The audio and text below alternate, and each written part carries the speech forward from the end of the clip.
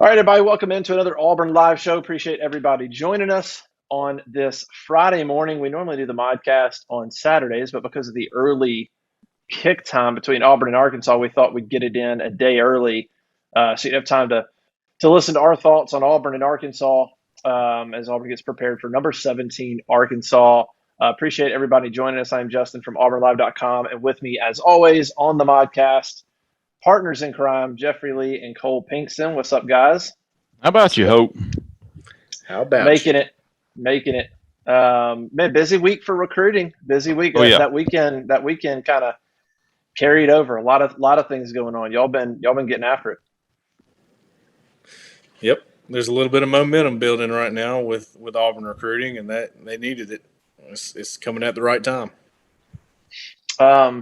All right, let's talk about this Auburn Arkansas game, and then we'll get into a little bit recruiting on the back end. Number 17 Arkansas, we kind of know what they're about, right? Like physical team, defensive line, offensive line. Although they've gotten gashed the last couple of weeks, but granted, that's two teams that can really gash you. I wouldn't call Auburn. I wouldn't put Auburn in the category of those two offenses, especially being able to run the ball. So, but they've been gashed a little bit lately, and they can run the ball. Big offensive line runs the ball. Ran the ball for like 300 something yards against Ole Miss. 11 a.m. CBS. What's kind of the initial take on this game? I'll be honest with you. I'm not optimistic. I think it's a quick turnaround. I mean, an early game in Fayetteville. You're coming off that Georgia game. You've got an Arkansas team that's lost two in a row. That's going to be hungry, motivated. A game they just lost by a point. Arkansas hadn't played a home game in weeks, so that crowd's going to be probably pretty excited. But who knows? I mean, if Auburn can get the running game going, I think it could be a back and forth type of game. But Jeffrey, what are your just sort of initial thoughts going into this thing and Auburn's chances of winning 6 in a row? They've won 5 in a row against Arkansas. Jeffrey, you remember go back to late 90s, like 98, through maybe 06, 07. Man, Arkansas had Auburn's number. Houston Nut, yeah. Yeah, I mean, absolutely had Auburn's number for a bunch of years, and it's slowly kind of tilted a little bit more even, and then Auburn's won 5 in a row now and actually scored 30 points against Arkansas in 8 straight games, even with some of those losses. So what's kind of your impressions on this thing going into Fayetteville? It'll be a chilly morning. Yeah, 60, man, I tell you, I hate to say this is a must-win for Auburn because it's really not. I mean, all of them are must-wins or whatnot, but this is one of the games where you're either going to finish, you're looking at 7-5, 6-6, or 8-4 at this point. And I feel like this is a team Auburn can beat. I know it's a way. I'm looking at the line. I think the last time I saw it was 3.5, 4, maybe like that. Arkansas's favored by. Of course, we all know all the home team gets a field goal to start the game, so they're expecting a really close game. Now, what I want to see, and something I haven't seen, and I don't know that I've seen it all year, to be honest with you, but I want to see Tank Bigsby have a damn game. Golly. I mean, and this is the defense that they can have it against. They need to have a break, and I think Harsin preached on it with the offensive line all week, but this is a game that Auburn needs to run for 300 yards and just control the football, have a damn game with Tank and Jarquez. Of course, we've seen Jarquez have games. We haven't seen Tank from last year. We haven't seen the true freshman Tank. And this was a prime game for him to have a coming out for this season, a sophomore coming out. We've seen him slumping so far. I mean, in Tank standards, he hasn't rushed for over 100 or hasn't rushed for more than 100 since Georgia State. Yeah. Penn State, 3 straight games. Penn State, the last 2 games, he hasn't even hit 30 yards. Woo! That's unacceptable. Yeah. So he needs to get back in his groove, and I hope Auburn feeds it to him. I know they're going to get Jarquez's touches, and deservedly so, and he'll probably do what he's been doing with them. But I really want to see Tank Bigsby rush for over 100 yards. And I want to see Auburn. This is going to be a close game, if that's what is expected. This is one that Auburn needs to find a way to win. I really think they need to find a way to win this ball game. How do you see it, Cole? I was reading some of your 5 questions on auburnlive.com. What are some of the things that you're looking out for? Obviously, Auburn's ability to run is one, but what are some of the X factors here in this thing? Well, number one, Kendall Briles, offensive coordinator for Arkansas, who is the son of Art Briles, who, of course, we remember was, had that awesome offense at Baylor with RG3 and that whole crew. This is his son, and he's really good, just like his dad, at calling plays. You look at Arkansas's offense, and coming into the year, you wouldn't think that they were going to be all that sporty, but right now they're in the top 25 in total offense in the country, and that's because Briles knows how to use his personnel. He's got KJ Jefferson, who is a runner, and he's a tough runner. He's not just a speed guy. He's a guy that can run between the tackles, and that's important because it gives you an extra blocker when you can run between the tackles. You got a running back that can help, and he's a powerful guy, so that's going to be a test. And then they have 4 running backs that they rotate just like Georgia does, and we saw against Georgia that Auburn started the game pretty well. They went into halftime. You look at the way the defense performed against the run, and you're like, okay, that's not bad. You can live with that. Actually, it was better than that. I think they handled the run pretty well the first half, and then Georgia did what they always do, and they pound. Well, Arkansas can do the same thing. That's what they do. They have 4 running backs that are all really good. They have different types of running backs. They have your power guys. They got speed guys. I think that AJ Green guy runs like a 10-3 100 meter or something like that. Something crazy. Yeah. So, same kind of matchup that Georgia – the difference is because Georgia's pretty solid everywhere. But as far as passing goes, Arkansas is one of the most efficient passing teams in the country. They're not going to light it up in the numbers, but KJ Jefferson's number 17 in the country with quarterback ratings because he completes a lot of his passes and people are open a lot. So that doesn't match up well with Auburn's secondary having so many struggles right now. And that's the main thing I'm watching. I think the ground game on offense will get back going with Tank, Hunter. And I throw Shivers in that mix too because he's, he looked a little bit better last week. I think he's healthy. He can help in the pass game and the run game. So that's the main thing. Auburn getting back on. I think they'll be able to do that. And then on the other side, I'm not very confident in the secondary against this passing team right now. All right. Well, that's just great, Cole. Thanks for bringing the sunshine and the optimism to the podcast today. Yeah. Who is fapping right now? Oh, sorry. I was tapping this.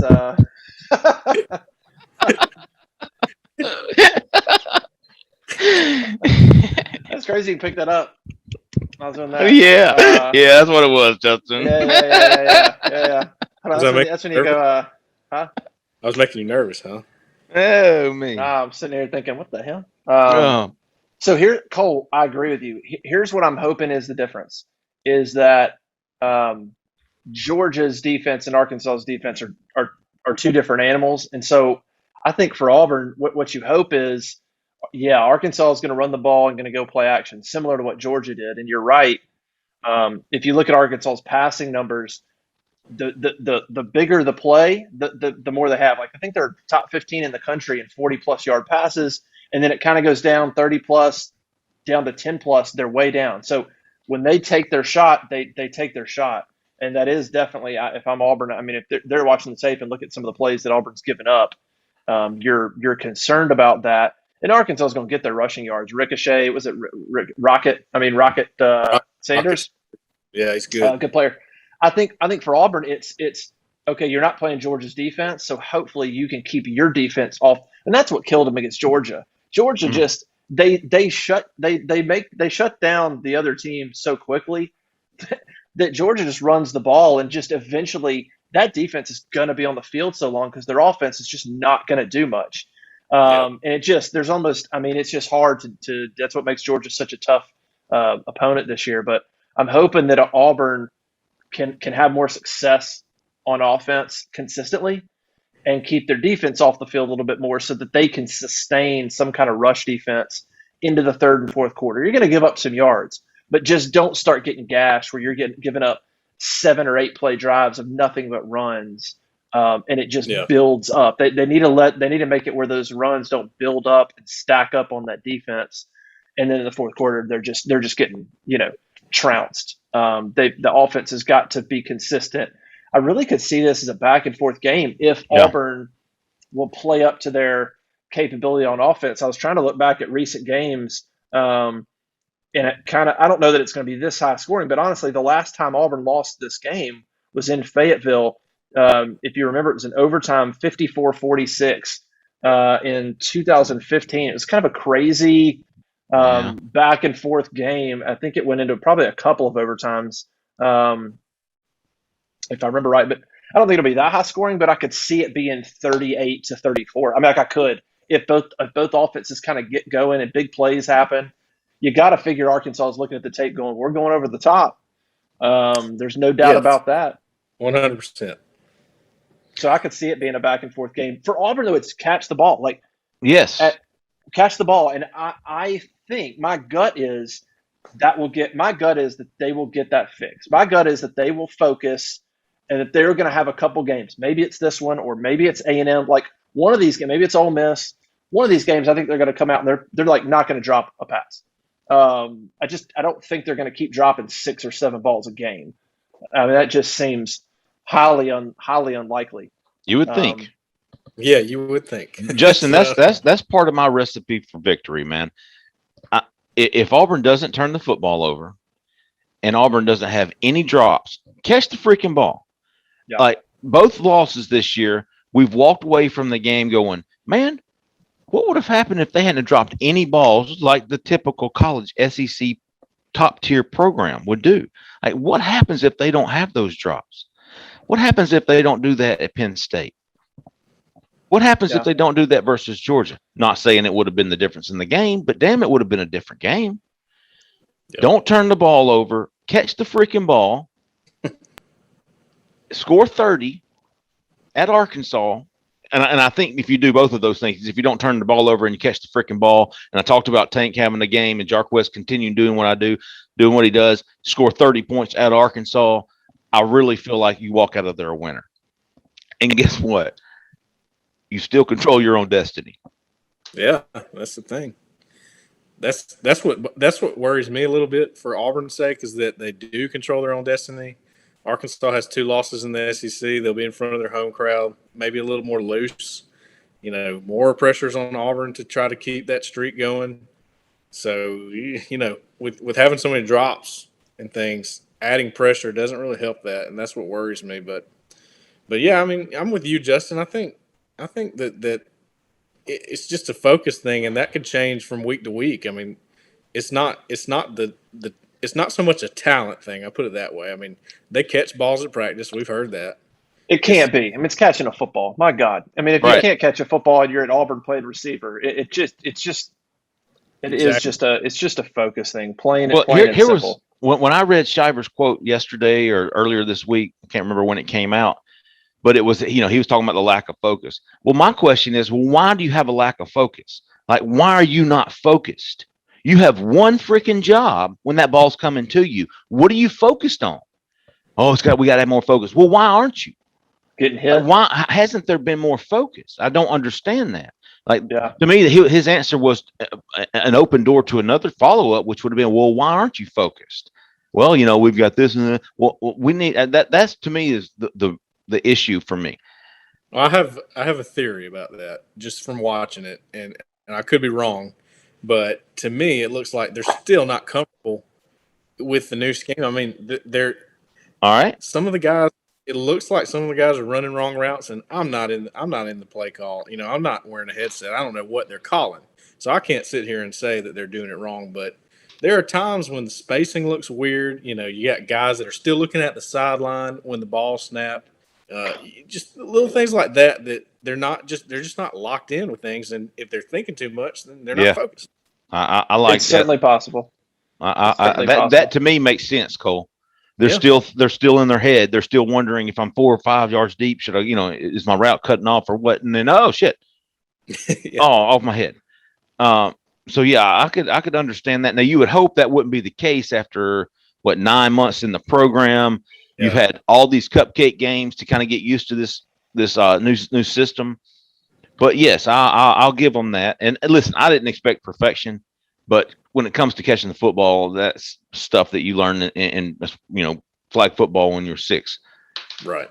But that, to me, that's what I want to see. If Tank, if we see the old Tank, if they don't have any drops, if they don't have any turnovers, and at the end of the game they're still losing, then man, I'm tipping my hat to Arkansas and saying, dude, Auburn did what they had to do, and they still weren't the better team. Tip your hat, shake your hand, and get on the plane. Yeah.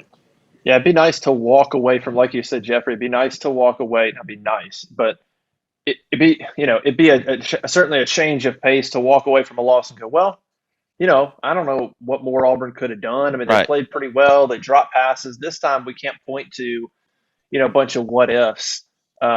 We can just say, Arkansas made a bunch more plays, or we could say the game plan wasn't there. Because honestly, man, the game plan against Georgia was not bad. I didn't think. If you have some passes caught in that game, you're not going to run on Georgia. You're just not. I mean, that's going to be. I don't know. You'd have to go get the best rushing team in America, which is probably Georgia, but you'd have to go get somebody like that to maybe run on Georgia. But yeah, I mean, a game plan. A couple of balls are caught, and you're going to push 350 plus yards or 375 in that game. Absolutely. And you got more points too if you do that. Give yourself a chance. Yeah. I can't fault them much. I'm curious this game. I want to see how they bounce back, because to me, you lost against Penn State and you didn't bounce back well at all. You almost lost to Georgia State. Ooh, good point. And with this game being at 11 a.m. in Fayetteville, I just think there's an opportunity to get out there in an early morning in some 55-degree weather and start slow. And I hope that doesn't happen. I could just see them going out there, and we've seen it before from a football. It's an easy scenario to go start slow, or to still be thinking about Georgia or whatever. And so I want to see if this team comes out firing, mad about the Georgia game, showing what they can prove, or are they still going, man, we had these chances, and they come out and they have another bad half. Because I meant to go back and look, but I mean, these slow starts have got to stop. I mean, Georgia State's up 24-12 at half. You're down 13-0 against LSU. You're down 17-3. Yeah, you're down Penn State, although they were kind of in it, but you're down 17-3 against Georgia. Shit, man, that's got to stop. Who has Auburn had the lead for at half this year? A D1 program. Other than the first two, yeah, because I think they went up 7-3 on Penn State, but then Penn State went up, and at one point it was, I think, up maybe 20-7 or something. Yeah. But certainly Penn State had the lead at half. Yeah, and you come home, you're losing at half to Georgia State, you're losing at half to LSU, you're losing at half to Georgia. To Georgia. So other than the first two, yeah, and that's been a huge problem. And not just losing. You're down by 14 in the first half to Georgia. You're down by 2 touchdowns to Georgia State. You're down by 2 touchdowns to LSU. That has got to stop. I don't know what is going on with that. I mean, you got a lot of players that came back from last year. Bo Nix, the offensive line, running back. There's plenty of guys on that team that it's not like you got a bunch of young guys. You got guys that have played football. So these slow starts, and part of that, gosh, we may point to the secondary with some of that. I mean, it's maybe not offense. We're pointing at. Let me look at some of the big plays they're giving up. Maybe early in these games. Certainly LSU. Maybe it's the defense, and we need to be pointing the finger at and saying, you guys need to stop giving up big plays in the first 25 minutes of the ball game. Like, can we get into the game before you have, some of these big plays that are getting your team down? And we'll see if it changes in the Arkansas. But that would be, just imagine. And Harsin talked about it when they talked about balance. Somebody asked him about getting more balance. I think the last, maybe 4 or 5 games, they've thrown the ball like 60 more times than they've run the ball. They actually haven't rushed the ball. Look this up. They haven't rushed the ball for 30 times in the last 2 games. The last time that happened was 2018. That they have not hit a 30 rush mark for 2 straight games. It's because they keep getting behind. And Harsin was pretty simple when they asked him about balance. He's like, stop losing early. Like, that's the answer to keeping the balance, is stop getting behind. And man, that seems like that would do wonders for what Brian Harsin and Mike Bobo want to do on offense. is to stop getting down 2 touchdowns, and then it's Bo Nix throwing to these receivers that can't catch. Like, it's just a terrible scenario. They got to figure out a way to get up 7-0, get up 10-7, whatever, be tied at halftime. They got to be competitive right there on par that first 30 minutes. Well, it takes you out of your game plan, right? I mean, you have a game plan, but if you get behind, I mean, that's been the thing with the teams like Georgia and Bama in the past few years. People will get behind so fast, and then they throw the book, and they say, okay, we have to throw the ball. We got to get the end zone somehow. And they change everything they're doing. This year you've seen, against Bama, Florida was down, and they kept running the football. That's what they wanted to do. They come back into the game. They climb back in. I think Texas A&M was leading the whole time, but they, that shows you Texas A&M was in front, and they got to keep their game plan the entire game. They end up winning the game. So, yeah, you're right. That's the biggest problem, I think, is getting down so early. Everything changes. Everything you prepared for changes. I was looking up the over-under. The over-under has been hit in this series. 1, 2, 3, 4, 5, 6 of the last 7 games have gone over, and they've all been mid-50s. In terms of the over-under. I was trying to see what the over-under was for this game. 54. Got to be above 55, right? I think it's 54. Yeah, it's out, man. Most of these have been right around there. On Vegas Insider, it has it as 54. Oh, no. Yeah, it's 54. It opened at 50. Now it's at 54. Yeah, that's pretty much in line 4. with 54. Yeah. I mean, all these – Kali, you go back the last 10 years, and the over-under in this game is 55, 54, 56, 54, 53, 51, 58, 56. I mean, it's like right on that number minus last year. And at being right on that number. But I agree. I think Auburn needs to just come out of this game and have a new excuse. Like Brian Harsin says, his thing is, man, we got to make new mistakes. He said it earlier in the season, and now here we are 6 games in, and he's saying it again. We got to make new mistakes. Stop making the old ones. Show me that you moved on. Make a new one. Cool. We'll learn from that one. But we got to stop making the same mistake we made in week 1. Because if we're still correcting that one, then we haven't even, the development is just, it's so strung out in terms of where Auburn's going to be against Ole Miss and things like that. You'd think going into a bye week, though, Auburn can use this as an opportunity to, just go out there and play your ass off. You got a bye week coming. I mean, don't start slow. That's what I'd be telling them. Look, like, guys, there's no reason. We got a bye week next week. Like, hit the ground running and bust somebody in the mouth, and let's, be ready to play 3 overtimes if that's what it's take. Like, let's get out there and play, man. Don't waste those first 15 minutes. Yeah, and this is a great opportunity. We're talking about Auburn's maybe hangover against Georgia, but think about Arkansas, what they went through last week. They come all the way back. They tie Ole Miss there at the end. They go for 2, lose to Ole Miss, which had to be, mentally draining for them. Now they've got 2 losses in the SEC. And then what do they have to play for? I think this is a perfect opportunity for Auburn to come out the gates in Fayetteville, get up a couple of scores, and then who knows what happens if you can get them down. So I think it's a perfect opportunity for Auburn to go on the road, get a win, and really change the trajectory of this season from potentially 6-6, 7-5 to potentially 8-4. I still don't think Auburn's going to have the firepower to get past Texas A&M, Alabama, but the other games to me are all winnable. I think 8-4 is still doable, but you got to beat Arkansas. You got to beat Ole Miss in 2 weeks. You've got to find ways to who they got, South Carolina, Mississippi State. Yeah, all winnable games. Absolutely. And if Auburn can catch the football and stop blowing coverages and giving up the deep ball, who knows what can happen. But I really feel like 8-4 is tops right now. Wouldn't we all agree on that? Yeah. I mean, if you look at it, really, best case scenario. The way you were looking at the schedule to start the season, the grinder of the schedule was having to go to Penn State and then having to play in Baton Rouge, which, however LSU is, playing in Baton Rouge has never been good for Auburn. They're not at Penn State, whiteout game, at LSU, night game. Yeah, and then Georgia. So Georgia at home. That was your grinder on the schedule.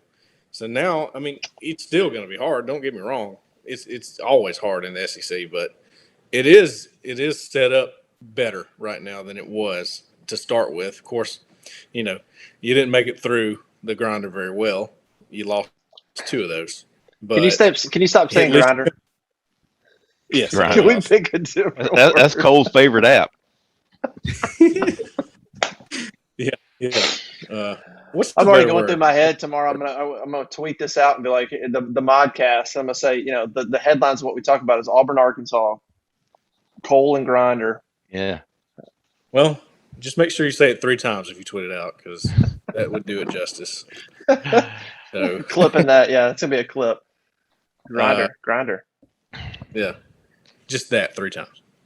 That's what I was thinking about. But yeah, anyway, you don't go through that very well, and then now you're looking at still a chance to control your own destiny. I just like the way it's setting up for Auburn. If they can get a few things fixed, it's a lot of winnable games, like Jeffrey's saying. Especially going into a bye week. I mean, massive. If you win that game, if you pull this out, and then you get a bye week, I mean, that's a big deal.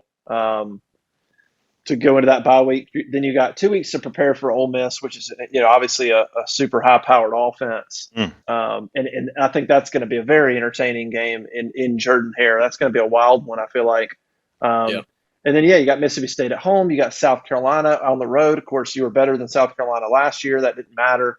That was a terrible game, but yeah, I mean, every game now, Arkansas, you take that out of the way, and you're probably your toughest game left is Ole Miss. Well, A&M and Ole Miss right there, but yeah, going into a bye week with a win would be a big deal for this for this team. Absolutely.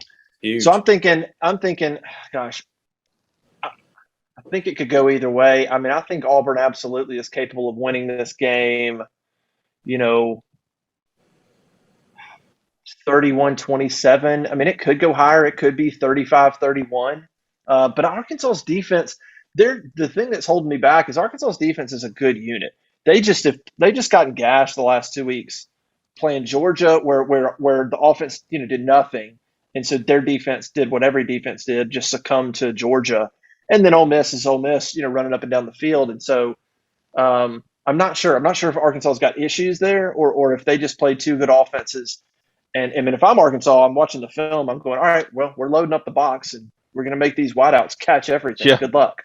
That's what I can't figure out. Can Auburn go score? They haven't been efficient or consistent enough for me to feel good about saying Auburn's going to go score 31 or 35. I mean, they're not scoring touchdowns in the red zone. They could. I just I could see this being 35-31. I could also see in both these defenses playing a little bit better and it being 27-24 or 24-23 or something. I guess it could be. But I gotta think it's close. If it's a blowout, then it's one probably score not game. Auburn's favor. Yeah, one score game. So. Yeah, Agreed. Well, it's gonna be interesting. Hey, before we get out of here, let's talk a little bit of recruiting. Big weekend last week. If you've missed any of the coverage, go back on auburnlive.com and read some of the recruiting insiders from last weekend. A lot of updates. Both from the weekend and stuff that's come out, right? New offers, new interest in some guys. Saw an article up about a kid Auburn's going after an LSU target, and I think Cole you wrote about flips, trying to get different guys that are committed elsewhere. And just now that you've had, and we can start with you, Cole. Now that you've had a few days to soak in the weekend. What's your take on maybe the long-term impact for this class? Like now that you've sort of seen everything that's come out of it, was it a big of a weekend as we thought it would be? I think so. I think it met all the expectations. First of all, the turnout was huge. The turnout of the guys they expected to be there was bigger than usual. I think there were more guys there than we even mentioned, just because you just couldn't even. I mean, there was hundreds of guys there, 23s, 22s. They had guys that were important in each class. They had guys that are, on the cusp of making a decision. So just so much going on there, and it was very impressive turnout, and the coaches were excited about it too. So they think that it was a big success going forward, and I think probably maybe sealed a few guys up there, and a chance to add a few more guys to this 2022 class. You think so, Jeffrey? Oh, absolutely. That the momentum from that game, from that visit, and again, we talked about it was 34-10 lopsided victory, but man, all the reviews were good. All the reviews were positive. All the interviews we got from guys, and these were top dogs. 2022, 2023. We talked about it earlier this week. They saw a big difference in this team than the team a year ago when it comes to that Georgia game, and just needed a couple of I wouldn't say a couple, but they need some more players. To me, we talked about the game plan against Georgia. The game plan was there. The talent wasn't. I mean, I feel like Auburn's got the coaching staff, or at least the game plans. They just need those Jimmies and Joes, like Tuberville used to say. The X's and O's were there. The Jimmies and Joes were not. That's what recruiting is for. I think I think a lot of guys noticed that too. Yeah, right. From us talking to them, they seem to understand that. Got a big commitment from Drew Bobo. His teammate Eston Harris is going to be announcing in 2 weeks on October the 28th. It's been to 3 Auburn games. Got to like Auburn's chances there. And if Auburn were to get both of those guys in before November, to me, that's huge, because offensive line is such a big need for Auburn. I'll tell you, Woody, the Florida State commitment, who I think Cole and I both like more on the defense side. It's a big boy. Yeah. Oh, yeah. He's right? good. Yeah. Yes. He's not like Pat Sims large. He's more of what was 6'2" maybe? Yeah, he's probably in the 6'2" range, about maybe 275, 280 right now. Tyrone Truesdale, maybe? Is Tyrone True 6'2"? Not quite as thick. He's a little bit more lean than Truesdale would be. Quick as shit, though. I mean, I like him on defense. Either way, you got to have the big bodies, man. Maybe Marcus Harris type. Oh, really? Yeah, that may be the closest. You mean like right now, or what you project him to be? He looks like he's pretty developed, but I mean, he's still going to put some more weight on, I think. You think he's going to play with his hand on the ground inside? Yes. Okay. Yes. 1 or 3, something like that. Yeah. Nose tackle, D tackle. Well, that's why I say Marcus Harris, because I think he's sort of versatile. I think he can probably, just because of his quickness, no matter how much size he adds, which he could get up to the 300 range, but he's the guy that can, come off the ball, has a great get off. He uses his hands pretty good, so he can kind of line up anywhere, whether it's interior or maybe that 5 technique where Wooden's at, you know, on passing down or something like that. So yeah, I mean he's a valuable player for sure.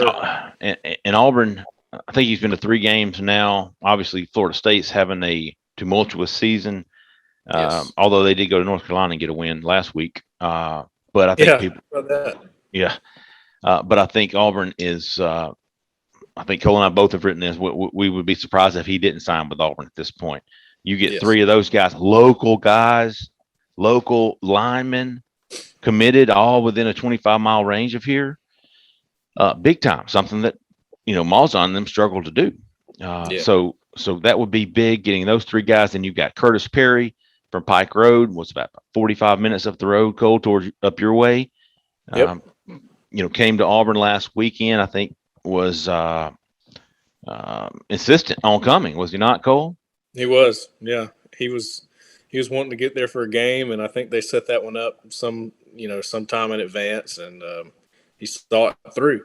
So that was big. Yeah, and it had really good things to say.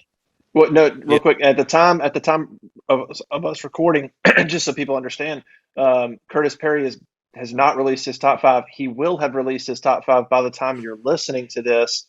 And we fully anticipate Auburn to be in that top 5. Don't know all the schools, but we fully anticipate Auburn to be in that mix. Yeah, I would be shocked if Auburn wasn't in it for him until the very end. I think Auburn and Alabama are the 2 main schools for him that will be in it. I don't see him eliminating either one of those 2. Does Auburn have a legitimate shot? Absolutely. Yeah. Would I choose right now that he was going to? No, I'm not ready for that at all. But Nick Eason's there. He's got Marcus Harris. There's some there's some definite mutual interest from Curtis Perry. And now you talking about the body of a Marcus Harris, Cole. I think you mentioned last week, Curtis Perry, not as thick. Yeah, no, he's and even the frame. He's smaller than I thought. Now I've watched him on film, and he looks to be leaner than I was expecting. I think he was listed at 275, 280, but I think he's in the 250, 260 range, and he's playing some edge, which he's so quick, and that's the thing about him, man.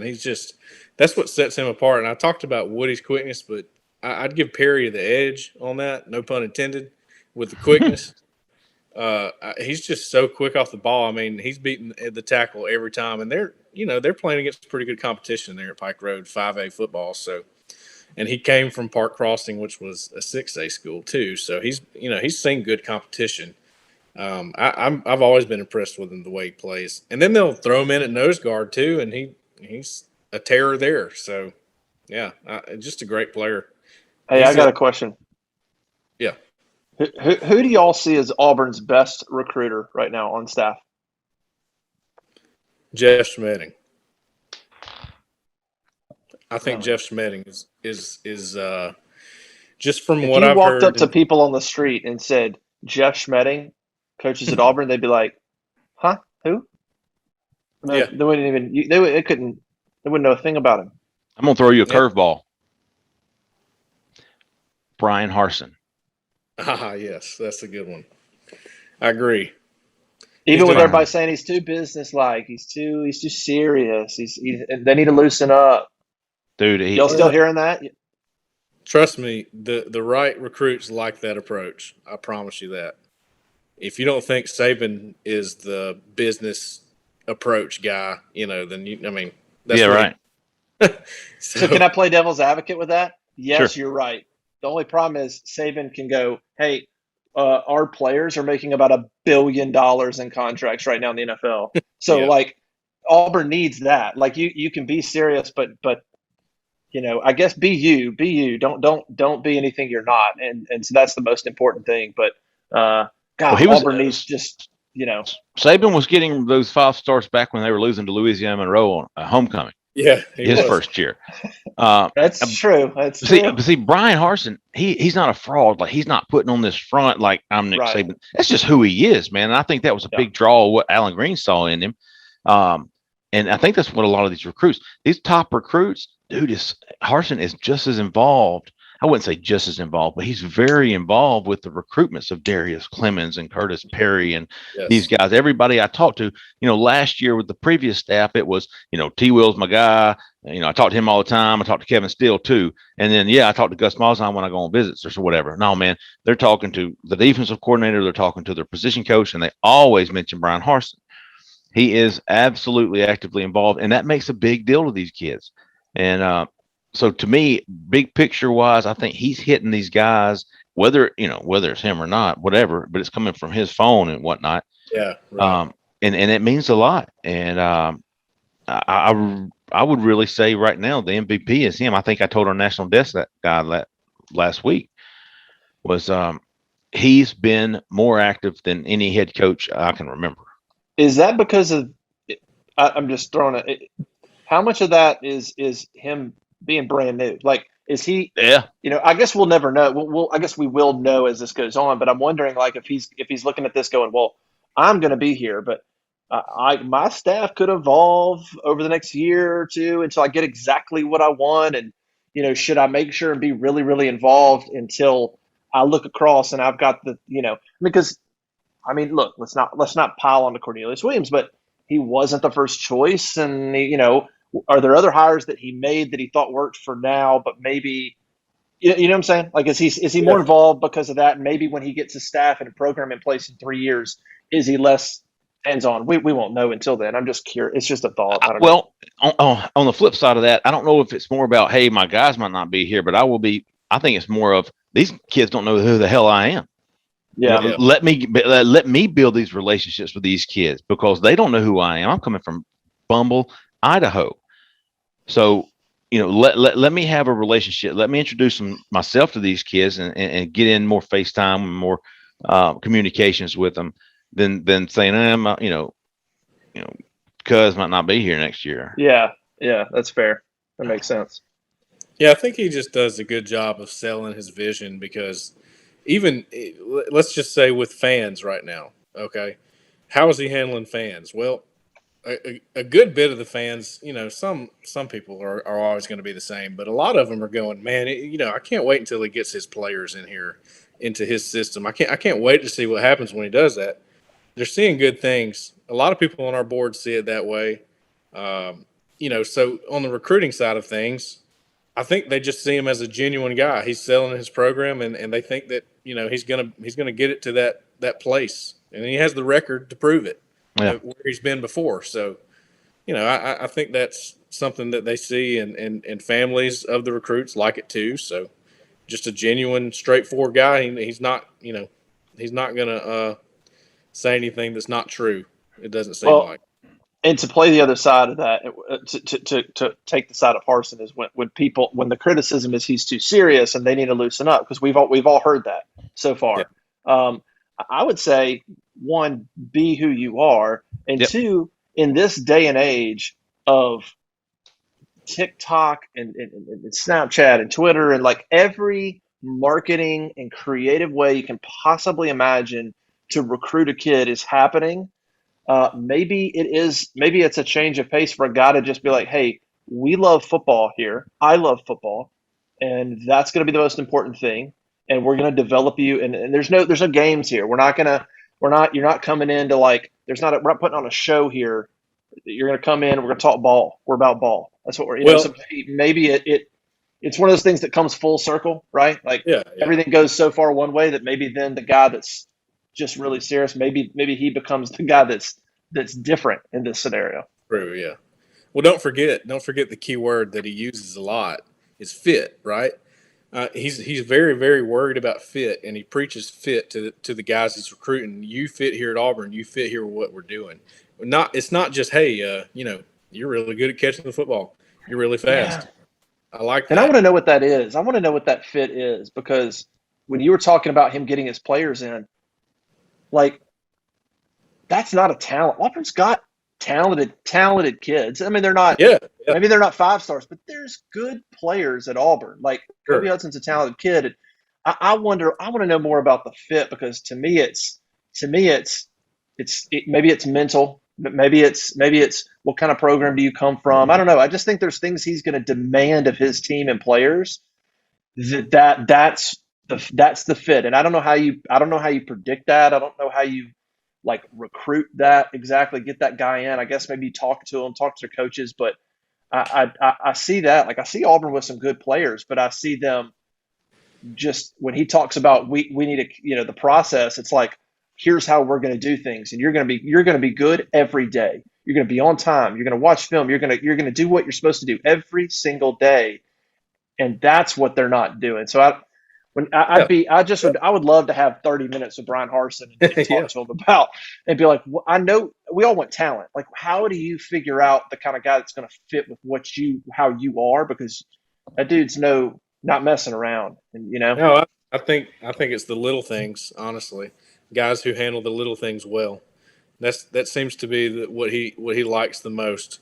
The guys that are playing, there's guys on the sideline that people are asking, where's this guy? Where's, I'm not going to call anybody out, but where is this guy? Where's he been? Guys that are talented, guys that made plays. Elijah Kenyon. Okay. I'll let you do that.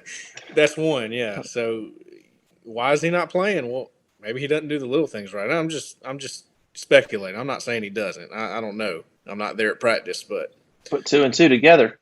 Yeah, it seems like Shedrick Jackson's the guy that does the little things right, in his opinion, and that's why he's still there all the time. Even though he's not the best receiver on the team. He's solid at times, but he's not the best. So you wonder why they throw it to him all the time. Well, he's trying to build a program off of guys that buy in, and he's probably one of them. All right, real quick before we go, basketball recruiting, Jarris Walker, Jeffrey, where are we at? I think that's where all eyes are on right now. Chill out. I mean, seriously. I mean, nothing's happening anytime soon. He's going on another visit to Houston. Yep. People close to him will tell you the same, man. This is a marathon, dude. Chill out. He's not going to commit in the next week. He's not going to tip his hand. He's not going to name a leader. He's not going to do that, dude. He ain't about that business. He's very chilled. He's very mature. He's handling this very well, close to the vest. So, just chill out, ride it out. He's going to Houston, I think, for the Ole Miss the last weekend in October, which makes me think of the Ole Miss game here at Auburn. And then, signing day is 10 days after that. He'll have his decision sometime before that. And until then, man, that's kind of what everybody's telling me behind the scenes is just be patient. A lot of time to go, another visit to go. So just ride it out, be patient, and holla back in November. And of course, we saw those pictures of Trey Donaldson and him at Auburn on their visit. That was pretty cool. Trey was shooting. I think Trey shot those pictures out to every media member he could. Yeah, he did. Getting him to, but hey, good relationship. They need that. I think Trey's got the personality to maybe make that happen. All right. Well, we'll see how it goes. Again, if you're finding us on Apple, Google, Spotify, we're auburnlive.com. Make sure you go subscribe to auburnlive.com. Follow Jeffrey and Cole, myself. We're on Twitter. We're all over the place, and we'll see how it goes. Auburn and Arkansas. We'll see you next time. Bye.